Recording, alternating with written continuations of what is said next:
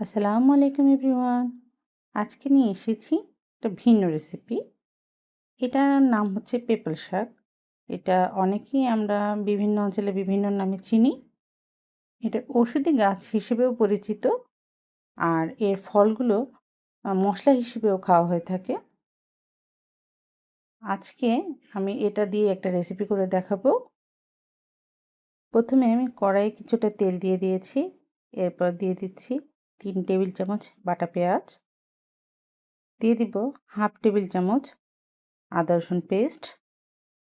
এবার ভালো করে পেঁয়াজটাকে ভেজে নিচ্ছি। এরপর দিয়ে দিব একটু বেশি করে কাঁচামরিচ।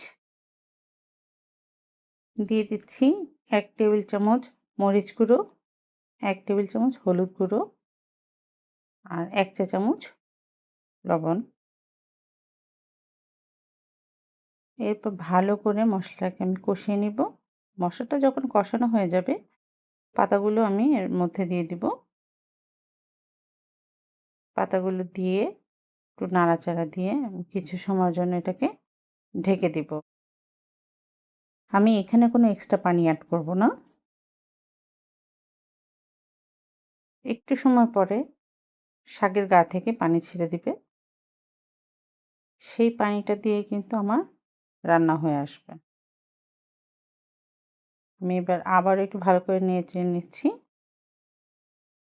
এরপর এর মাঝে আগে থেকে ভেজে রাখা মাছগুলো আমি দিয়ে দিব। সাধারণত এই রেসিপিটার জন্য দেশি যে আমাদের বিভিন্ন ধরনের ছোট, ছোট মাছ আছে সেটা দিয়ে বেশি ভালো লাগে খেতে।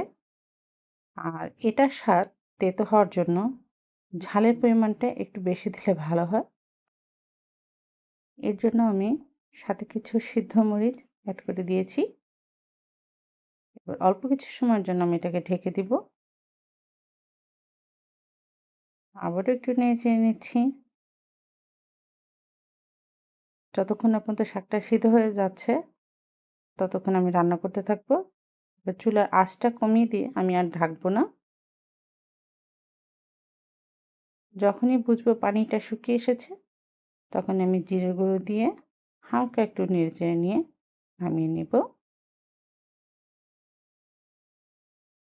যারা একটু তিতা খেতে ভালোবাসেন, তারা এই রেসিপিটা একবার হলেও ট্রাই করে দেখতে পারেন।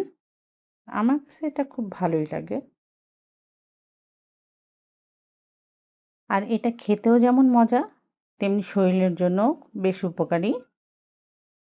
রেসিপিটা কেমন লাগলো সবাই কমেন্টস করে জানাবেন। আল্লাহ হাফেজ।